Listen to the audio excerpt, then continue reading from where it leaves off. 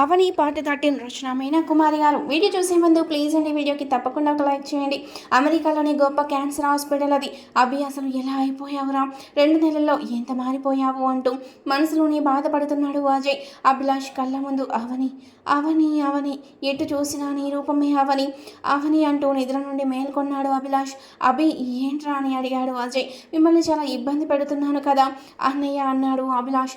ఎందుకలా మాట్లాడుతున్నావు అభి, రక్త సంబంధం అంటే ఇదే కదరా అన్నాడు అజయ్. ఆఫీస్ వాళ్ళు ఫోన్ చేస్తూ ఉద్యోగం నుంచి తీసేస్తాను అంటున్నారు కదా, నువ్వు వెళ్ళిపోతే బాగుంటుందేమో అన్నయ్య అన్నాడు అభిలాష్. పైగా అమ్మకి వదినకి నీకు బాగాలేదని చెప్పాను, వదిన ఎలా బాధపడుతున్నారు అంటున్న అభి కళ్ళల్లో నీళ్లు. అభి పుట్టి బుద్ధి ఎరిగాక నీ కళ్ళల్లో నీళ్లు ఎప్పుడూ చూడలేదు. మన జీవితంలో జరిగిన 2 విషయాలకు తప్ప ఎందుకలా కన్నీళ్లు పెట్టుకుంటున్నావు అభి, తప్పలేదురా కన్నీళ్ళు నీకు అంటూ అభి ముందు మాత్రం కంట తడి పెట్టడం లేదు అజయ్. అన్నయ్య నాకు తగ్గుతుందంటావా, మళ్ళీ అవని జీవితంలో కల్లోలం సృష్టించిన వాడిని అవుతానంటావా? నేను బ్రతకాలన్నయ్య, అవని సంతోషం కోసం బ్రతకాలి, మీ అందరి కోసం బ్రతకాలి. దేవుని ఎప్పుడు ఏ కోరిక కోరలేదు నేను, కానీ ఇప్పుడు మాత్రం కోరుకుంటున్నానురా. భగవంతుడు నాకు ఆయుష్ ఇవ్వు అంటూ మనసులోనే ప్రార్థించాడు. హాస్పిటల్ గేట్ తీసుకుని లోపలికి వచ్చారు శ్రీరామ్ అవని. అందమైన ప్రయాణం చేయాలి అనుకున్నారు అమెరికాలో, కానీ అనుకోని నరకాన్ని మనసులో నింపుకొని అమెరికా రావాల్సిన పరిస్థితి వచ్చింది ఇప్పుడు అనుకుంటూ మనసులో బాధపడింది అవని. వీడియో చూసే ముందు ప్లీజ్ అండి వీడియోకి తప్పకుండా ఒక లైక్ చేయండి ప్లీజ్. గుర్తుంది కదా అవని, నీ ప్రవర్తనలోనే ఉంది నీ జీవితం అంటూ మరొక్కసారి గుర్తు చేశాడు శ్రీరామ్. ఎప్పటికప్పుడు బలమైన ఆహారం పెట్టాలి అభిలాష్కి. డాక్టర్ సలహా ప్రకారం అంతరిక్షంలోకి వెళ్ళి వస్తుంది ఆడది. నేడు అంతకు మించిన సాహసం ఏమీ కాదు.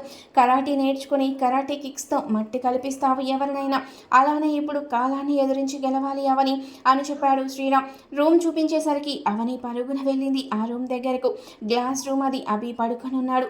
మనిషి సగం చిక్కిపోయాడు, చుట్టంతా ఊడిపోయి ఒక రకంగా అయిపోయాడు. దుఃఖం ఆగలేదు అవనికి. వెంటనే పక్కకెళ్ళి వెక్కి వెక్కి ఏడ్చింది, నవ్వులతో జోకులతో. పక్కనున్నంతసేపు మాటలతో మైమరపించే నా మనసులోని నావాడు ఈరోజు ఇలా అనుకుంటూ కళ్ళు తుడుచుకుంది అవని. భుజం తట్టి ఓదార్చాడు శ్రీరామ్. అలా చెయ్యొద్దు అని తల అడ్డంగా ఊపాడు. కళ్ళు తుడుచుకుంది, మనసుని నిబ్బరపరుచుకుంది, ఇష్ట దైవాన్ని ప్రార్థించింది. ఇక ఈ రోజు నుంచి ఇలా ఉండకూడదు బేలగా అని నిర్ణయించుకుంది అవని. పట్టుదలగా అడుగులు వేస్తున్న అవని వైపు చూసి ఖచ్చితంగా విజయం సాధిస్తావు అవని అని మనసులోనే అనుకున్నాడు శ్రీరామ్. అజయ్ ముందుగా గమనించాడు. మంచి పని చేశావు శ్రీరామ్ అంటూ కృతజ్ఞతగా అతని చేతులు పట్టుకున్నాడు అజయ్. అవనిని చూసి ఏం పలకరించాలో ఏం మాట్లాడాలో అర్థం కాలేదు అజయ్కి. ముమ్మూర్తుల కాసేపు నాన్నలా కనిపించాడు అజయ్. తెలియని ధైర్యం వచ్చేసింది అవనిలో. ఆరోగ్యం బాగోని అమ్మను కంటికి రెప్పలా కాపాడిన నాన్న. అభిలాష్ వైపు చూసింది అవని. అప్పుడే మెలకువ వచ్చిన అభిలాష్ ఆశ్చర్యంగా చూశాడు శ్రీరామ్ వైపు, అవని వైపు. అవనిని పలకరించాడు. ఆ కళ్ళ లోతుల్లో కన్నీరు దాగుంది. ఏంటి బావా ఆ పిలవడం, నీకోసం అమెరికా ఎగిరి మరీ వచ్చాను, ఇలాగైనా నీరసంగా పలకరించేది అంటూ నవ్వింది అవని. ఎక్కడో చిరుదీపంలా కాంతులు చిమ్మాయి అభిలాష్ మోములో. బావా అమెరికాలో తులిప్స్ తోటలెక్కడా అంటూ నవ్వుతూ ఉన్న అవనిలో హుషారు చూసి కాసేపు తను పేషెంట్ని కాదన్నట్లు అనిపించింది అభిలాష్కి. అవును, ఒక పేషెంట్ దగ్గర ఉండవలసిన పద్ధతి అదే. వాళ్ళ ముందు కంటనీరు పెట్టి గొగ్గోలు పెడితే ఆ గోలకి పేషెంట్స్కి నరకం కనిపిస్తుంది. అదే మామూలుగా మనం ట్రీట్ చేస్తే వారికి తాము పడే బాధ అంత బాధ కాదేమో అనిపిస్తుంది కాసేపు.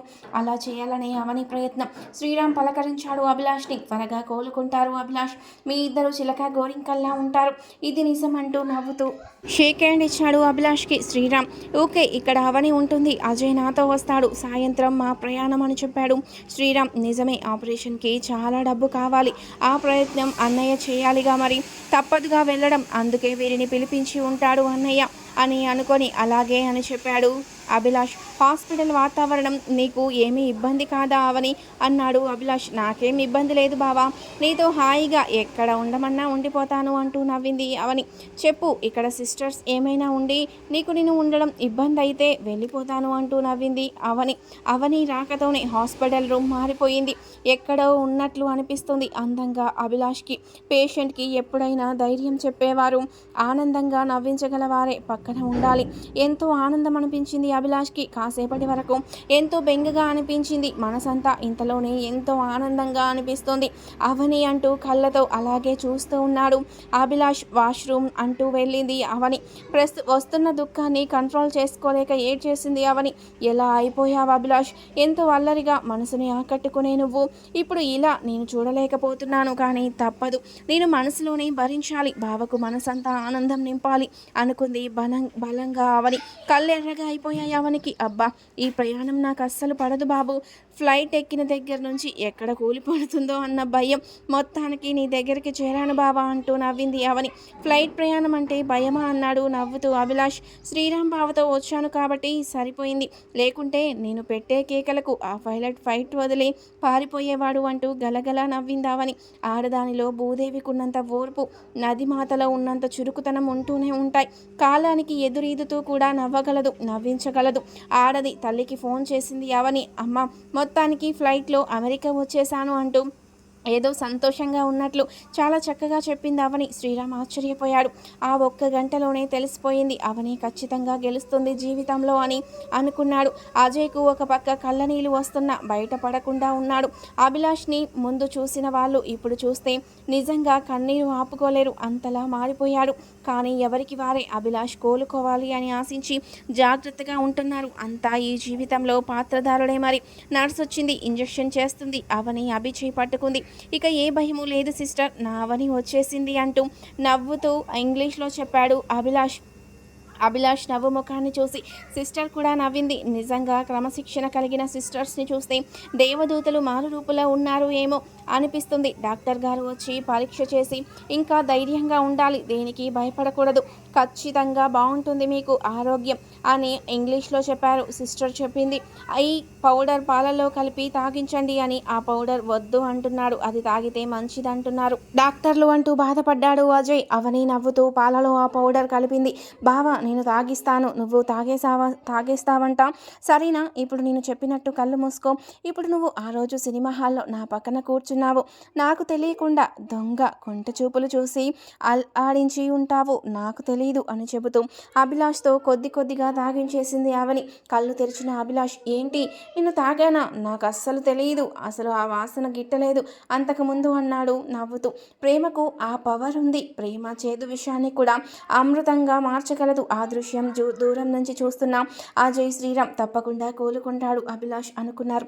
మంచి పని చేశారు శ్రీరామ్, కష్టం అనుకోకుండా అవనిని ఇక్కడకు తీసుకువచ్చారు అన్నాడు అజయ్ కళ్ళనీళ్లతో. భలేవారే అన్నా, అది నా బాధ్యత అన్నాడు శ్రీరామ్ కళ్ళనీళ్లతో. అంతమంది ప్రేమ అభిలాష్ని మృత్యువు నుండి తప్పక తప్పిస్తుంది. సాయంత్రం అవనికి చెప్పాల్సినవన్నీ చెప్పి అజయ్ బయలుదేరాడు శ్రీరామ్తో. శ్రీరామ్ అభిలాష్ చేయి పట్టుకొని, గుడ్ లక్ బ్రదర్, ఖచ్చితంగా మీ ఇరువురి వివాహానికి మళ్ళీ కంగ్రాట్స్ చేస్తాను నేను అంటూ నవ్వుతూ చెప్పారు. అజయ్ కూడా అభిలాష్ తల నిమిరి, అంతా బాగుంటుంది, ఏమీ ఆలోచించకు, డబ్బులు ట్రాన్స్ఫర్ చేస్తాను అని చెప్పాడు. చాలా మొత్తంలో ఉంది డబ్బు అంటున్న అభిలాష్ మాటలకు మనకన్నా ముఖ్యం ఏదీ లేదురా, నేను ఒక మార్గం చేస్తాను కదా అంటూ వెళ్ళిపోయాడు అజయ్. వాళ్ళు వెళ్ళిపోయాక సిస్టర్ వచ్చింది. అభిలాష్కి ఒళ్ళు తుడిచి డ్రెస్ మార్చాలని, అన్నీ నేను చేస్తాను అంది అవని. ఎలా చేయాలో వివరంగా చూపించి రేపటి నుండి చేయండి అని నవ్వుతూ చెప్పింది సిస్టర్. ఫ్లైట్ ఎక్కిన అజయ్ ఆలోచనలన్నీ అంత పెద్ద మొత్తంలో డబ్బు ఎలా అన్నది ఆలోచన. తప్పదు, తమ్ముడు కంపెనీ అయినా అమ్మి డబ్బు పంపాల్సిందే అనుకున్నాడు. అవని ఒడిలో అభిలాష్ పడుకొని ఉన్నాడు. పెళ్లి కాకుండా నాకు సేవలు చేస్తున్నావు కదూ అవని అన్నాడు బాధగా అభిలాష్. అమ్మ దొంగ, గాంధర్వ పరిణయమాడి ఇప్పుడు మోసం చేస్తావా ఏమిటి కొంపదీసి అంది నవ్వుతూ అవని. గాంధర్వ వివాహమా అన్నాడు ఆశ్చర్యంగా అభిలాష్. మరి ఏంటమ్మా, ఆ రోజు నాకు బొట్టు పెట్టి పారిజాత పుష్పమాల దండ నా మెడలో వేసి దుష్యంత మహారాజులా వివాహమాడి నన్ను శకుంతలను చేసి మోసం చేద్దామనా నీ ఉద్దేశం అంది అవని బుంగమూతి పెట్టుకొని. ఆ కథలో శకుంతలను ఒక కొడుకు కూడా ఉన్నాడు, మరి మనకు లేడుగా అన్నాడు నవ్వుతూ అభిలాష్. ఆ రోజు తులిప్స్ తోటలో పెట్టిన ముద్దుకు మనకు ఒక కొడుకు పుట్టి పెరిగాడుగా అంది అవని నవ్వుతూ. ఏడి, వాడిని వెంట పెట్టుకు రాలేదే అన్నాడు నవ్వుతూ అభిలాష్. నా మనసునే అంగుళీయకం జార విడుచుకున్నాను, తమరు గుర్తుపట్టలేదుగా, నాలోనే ఉన్నాడు. అంటూ నవ్విందవని. ఆ రోజు ఆ హోటల్ రూమ్‌లో మనమిద్దరమే ఉండగా, నా కలలో మనకొక బిడ్డ పుట్టాడు. వాడు పెరిగాడు కూడా అంది నవ్వుతూ అవని. ఇలా మాట్లాడుతున్నావు గానీ అవని, నిజంగా నీ మనసులో ఎంతో బాధను దాచుకున్నావు కదూ! అన్నాడు అభిలాష్. మీరిలా మాట్లాడితే నేను ఉండలేను. నేను నవ్వుతూ ఉంటాను. మీరు నవ్వుతూ ఉండండి. మనల్ని ఎవరు విడదీస్తారో చూద్దాం. నేనెప్పుడూ ఆనందంగా ఉండాలని కదూ మీ కోరిక అంది అవని. అవును అవని. నిన్ను సంతోషంలో ఎప్పుడూ చూడాలని నా కోరిక. నీ నవ్వుల నజరానలో నా జీవితాన్ని ఆనందంగా గడపాలన్నది నా కోరిక. నిన్ను చూసిన మరుక్షణం నా కోసమే పుట్టావేమో అని అనుకుని క్షణం లేదు. ఇంతలోనే సునామీలా ఇంతటి ఉపద్రవం వచ్చి పడింది. దీనిని దాటగలనా అంటున్న అభిలాష్ పెదవులను తన చేతితో మూసేసింది అవని. ఖచ్చితంగా దాటుతారు. ఈ అవని సంతోషం జీవితం అన్నీ మీతోనే అని ఎప్పుడో నిర్ణయించుకున్నాను. మరీ అంత తేలిక కాదు నన్ను దూరం చేయడం మీరు అంటూ అభిలాష్ జుట్టులోకి వేళ్ళు పోనిచి తల నిమిరింది అవని. ఒక్కొక్క కెమోథెరపీకి నా రూపమే మారిపోతుంటే భయంగా అనిపించిందవని. ఎంత బలంగా ఉన్నా ఆ ట్రీట్మెంట్ ఓర్చుకోవడం చాలా కష్టంగా ఉంది అంటున్న అభిలాష్ మాటలకు అవని తల పక్కకు తిప్పి కన్నీళ్లు అభిలాష్కి కనబడకుండా తుడుచుకొని మళ్ళీ మాట్లాడసాగింది. బావా, జీవితమే ఒక ధైర్యంతో కూడుకున్న విషయం. గెలిచి చూపించాలి. అధైర్యపడకూడదు. రూపమదేముంది బావా, మారుతుంది, మళ్ళీ వస్తుంది. కానీ మనసుని చూశావు. ఆ మనసులో ఉన్న నన్ను చూడు. నీకేది అంత బాధగా అనిపించదు. నాన్నగారు పోయినప్పుడు నేను ఉన్న దిక్కుతోచని పరిస్థితిలో నీ పరిచయం నాకు ఒక వరం. కనపడకుండా నువ్వు చూపించిన ప్రేమ నాకు ఒక జీవితం ఉంది అని తెలిసేలా చేసింది. బాధలు వచ్చినప్పుడు కుంగిపోకూడదు. నీ వెంటే నేను లేకుంటే నేను లేను. ఆ విషయం ఎప్పటికీ గుర్తుపెట్టుకో బావా అంటూ చెప్పిందవని. అభిలాష్కి ఎప్పటికప్పుడే ఫ్రూట్ జ్యూస్లు తాగించేదవని. అక్కడ నర్సులు చాలా మంచి వాళ్ళు. ఎంత దయ చూపిస్తారో పేషెంట్స్ పైన. పేషెంట్లు కోలుకోవడంలో వారి పాత్ర చాలా ఉంటుందని చెప్పాలి. ఒక్కొక్కరికి అలాంటి పేషెంట్స్ని పట్టించుకునేవారు ఉండరు. అలాంటి వారికి ఆ నర్సులు దేవతలతో సమానమని అనుకుంది అవని. అభిలాష్ రాసిన ప్రేమలేఖలు చదువుతూ ఒక్కొక్క రోజు ఒక్కో ఆనందదాయకంగా గడిచేలా చేసేది అవని. ఆ రోజు కెమోథెరపీ ఇచ్చారు. ఆ రోజు అభిలాష్ పడ్డ బాధలు కల్లారా చూసింది అవని. నరకప్రాయంగా అయ్యింది అతనికి. మనిషి కదిలిపోయాడు. భయంకరమైన విద్యుద్ఘాతానికి కొట్టుకున్న పక్షిలా అయిపోయాడు. అవని కనబడకుండా తల్లడిల్లిపోయింది. అక్కడికి అభిలాష్ అవనిని బాధ పెట్టడం ఇష్టం లేక తన బాధను భరించలేక నరకయాతన పడ్డాడు. వామిటింగ్ అవుతుంది, సిస్టర్ని పిలువు అని అవని అని చెప్పాడు అభిలాష్. నాకేం ఇబ్బంది లేదు బావా అంటూ అన్ని పనులు తనే చేసింది అవని. మధ్యలో అభిలాష్ని వాష్రూమ్స్కి కూడా తీసుకెళ్లాల్సిన పరిస్థితి. ఒక తల్లిలా సేవలు చేస్తున్న అవనిని చూసి కృతజ్ఞతాపూర్వకంగా చూశాడు అభిలాష్. బావా, నువ్వు నేను వేరు కానే కాము. మన ఇద్దరి శరీరాలు ఒకటి కాకపోయినా మనసులు మాత్రం ఎప్పుడో ఒకటైపోయాయి. నా వైపు నువ్వు కృతజ్ఞతగా చూడక్కర్లేదు. నేను వేరు అన్నట్లు చెయ్యొద్దు అంది అవని. ఇక ఆ 3 రోజుల వరకు అభిలాష్ నరకయాతనను తను కూడా పంచుకుంది అవని. ఆమె చేసే సేవలను చూసి సిస్టర్లు సైతం ఆశ్చర్యపోయారు. 3 రోజుల తర్వాత మామూలు మనిషి అయ్యాడు అభిలాష్. ఆపరేషన్ నిరాకరణ చేస్తారు. అజయ్, శ్రీరామ్ వెళ్ళిన తర్వాత ఫోన్లు చేస్తూనే ఉన్నారు అవనికి. అభిలాష్తో మాట్లాడుతూ ఉన్నారు. శ్రీరామ్ అవనికి ధైర్యం చెబుతూ ఉన్నాడు. అలాగే అజయ్ కూడా తమ్ముడితో మరదలతో మాట్లాడుతున్నాడు. అజయ్కి ఎంత ప్రయత్నించినా ఎన్ని అమ్మకానికి పెట్టినా అనుకున్న డబ్బులు అందలేదు. చివరకు అభిలాష్ కంపెనీ బేరం పెట్టాడు. అవును మరి, వెంటనే డబ్బు పంపించాలి తమ్ముడికి. అంత త్వరగా అంటే సాధ్యపడే విషయం కాదు. వేలం పాట పెట్టాడు అజయ్. వేణు కొన్నాడు ఆ కంపెనీని. వేణు సంగతి అసలు ఏమీ తెలియని అజయ్ అతను ఇచ్చిన డబ్బులు తీసుకుని అమెరికా పంపే విధానం గురించి ఆలోచిస్తున్నాడు అజయ్. ఆపరేషన్ సమయానికి అభిలాష్ను తేరుకునేలా చేయాలి అని పట్టుపట్టింది అవని. పక్క రూమ్లో ఉన్న ఒక పెద్ద ఆమె సలహా మేరకు బలమైన ఆహారం పెట్టడం మొదలుపెట్టింది అవని. తన మాటల గారడితో అతని మనస్సును శాంతపరుస్తూ ఉండేది. ఎప్పటికప్పుడే ఆ ప్రోటీన్ పౌడర్ను కూడా రోజుకు 2 ఇచ్చేది. ఒక్క వారంలోనే అభిలాష్లో చాలా మార్పు వచ్చింది. అజయ్ ఫోన్ చేసి అత్తయ్యకు ఒకసారి ఫోన్ చేయని చెప్పాడు. కంపెనీ పనుల వల్ల ఆగిపోయారు అని నేను చెప్పాను అని కూడా చెప్పాడు. అలానే తల్లితో మాట్లాడింది అవని లేని సంతోషాన్ని నటిస్తూ.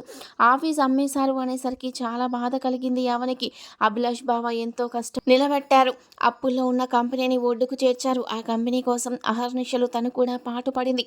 ఆఫీస్లో ఉద్యోగస్తులు అందరూ తమ వంతు కష్టాన్ని పణంగా పెట్టారు. అయినా దక్కించుకోలేకపోయాము అని అజయ్ మాటలు విన్న అవనికి కళ్ళల్లో నీళ్లు తిరిగాయి. కష్టపడితే ఎప్పటికైనా సంపాదించుకోవచ్చు అని తన మనసులో తనే స్థిమితపరుచుకుంది. అభిలాష్కి ఆ విషయం ఏమీ తెలియనివ్వలేదు. ఆపరేషన్ సమయం దగ్గరికి వస్తుంది. అవని ధైర్యంగా ఉండు అని చెప్పాడు శ్రీరామ్. అలాగే అజయ్ కూడా ధైర్యం చెప్పాడు. అవని ప్రతిరోజు భగవంతుని ప్రార్థించుకుంటూ తన ప్రయత్నాలు తాను చేస్తూ ఎప్పటికప్పుడు అభిలాష్ని ఆనందంగా ఉంచుతుంది. అభిలాష్కు ఇప్పుడిప్పుడే కాన్ఫిడెంట్ వచ్చింది తన మీద తనకు. అవును, తన మీద తనకు నమ్మకం పోగొట్టుకోకూడదు. నమ్మకం అనేది ఉన్న మనిషిని ఏ రోగం ఏమీ చేయలేదు అన్న విషయాన్ని చాలామంది మునుపు నిరూపించారు. అలానే అభిలాష్ కూడా ఎంతో ధైర్యంగా ఉన్నాడు ఇప్పుడు. అమెరికాలో ఉన్న అభిలాష్ చుట్టాలు అభిలాష్ని పరామర్శించి వెళ్లారు. అవనిని చూసి ముచ్చట పడ్డారు. అవనికి ధైర్యం చెప్పి వెళ్లారు. దూరపు బంధువైన ట్రీట్మెంట్ చేసే డాక్టర్ గారు వచ్చి కలిశాడు. ఆ రోజు అభిలాష్ని అవనిని పలకరించారు. వెరీ గుడ్, ఆరోగ్యంలో చాలా ఇంప్రూవ్ కనిపిస్తుంది. ముఖ్యంగా ఈ రోగానికి బాగా తినాలి, బలంగా ఉండాలి, ఎంతటి దానినైనా తరిమి కొట్టేస్తుంది ఆ బలమే అంటూ నవ్వారు శ్రీవ్యాస్ గారు. ఆయనను చూడగానే ఎంతో నమ్మకం కలిగింది అవనికి. ఆయన మానవతా దృక్పథం కలిగిన డాక్టర్, కమర్షియల్ డాక్టర్ మాత్రం కాదు. కాసేపు అభిలాష్ దగ్గర కూర్చొని ధైర్యం మాటలు చెప్పి వెళ్ళేవారు. ఇండియా నుంచి డబ్బు రావడము, ఆపరేషన్కి ఫీజు కట్టడం అన్నీ జరిగిపోయాయి. ఆ మరుసటి రోజే ఆపరేషన్. అభిలాష్ అవని ఒడిలో తలపెట్టుకుని పడుకొనున్నాడు. ప్రతి క్షణం నా కోసం నీ చిరునవ్వు, అనుక్షణం నాలోని నీ దరహాసం, నాకు ప్రాణం పోస్తే అంతే చాలు అవని అన్నాడు అభిలాష్. తప్పక మనం ఇద్దరం ఆనందంగా ఇండియా వెళ్ళిపోతాం, పెళ్లి చేసుకుని సుఖంగా ఉంటాం బావా అని చెప్పింది అవని. మన పెళ్ళయ్యాక హాయిగా ఇద్దరు బిడ్డల్ని కని నీతో ఆనందంగా ఉండాలని నా ఆశ అని చెప్పింది అవని. అవని మాటలకు అభిలాష్ మనసులో ఏవేవో ఆలోచనలు. అభిలాష్ బలహీనంగా ఉన్నప్పుడు కొన్ని తట్టుకోలేకపోయాడు. ప్రస్తుతానికి బలంగానే ఉన్న అభిలాష్కి బాగానే ఉంది. ఆ రోజు అభిలాష్తో అతని ఫ్యామిలీ మెంబర్స్ అందరూ మాట్లాడారు.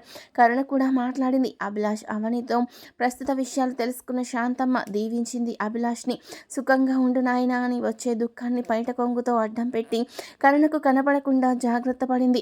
మొత్తానికి అందరి దైవ ప్రార్థన సంకల్పంతో అవని ప్రేమ సాన్నిహిత్యం తెచ్చిన ధైర్యంతో అభిలాష్ ఆపరేషన్ థియేటర్కు వెళ్ళాడు.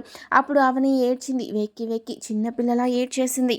భగవంతునికి మొరపెట్టుకుంది. నువ్వే నాకు దిక్కు, నా జీవితం ఎప్పుడు మీ చేతుల్లోనే ఉంది స్వామి, వెంకటరమణ కరుణించు అంటూ వేడుకుంది. ఆపరేషన్ థియేటర్లో పడుకొని ఉన్న అభిలాష్ కళ్ళ ముందు నవ్వుతున్న అవని రూపం. అవని కోసం నేను బతకాలి, అవని దిక్కులేనిదిగా ఉండకూడదు, అవనికి తోడు నీడ నేనే అవ్వాలి, అవని ముఖంలో ఆనందాన్ని నేను చూడాలి అంటూ అదే ఆలోచనలతో మత్తులోకి జారిపోయాడు అభిలాష్. తర్వాత ఏం జరిగిందనేది నెక్స్ట్ పార్ట్లో తెలుసుకుందాం. అభిలాష్ ఆపరేషన్ సక్సెస్ అవుతుందా లేదా కామెంట్ చేయండి. వీడియో నచ్చితే లైక్ చేసి సబ్స్క్రైబ్ చేయండి.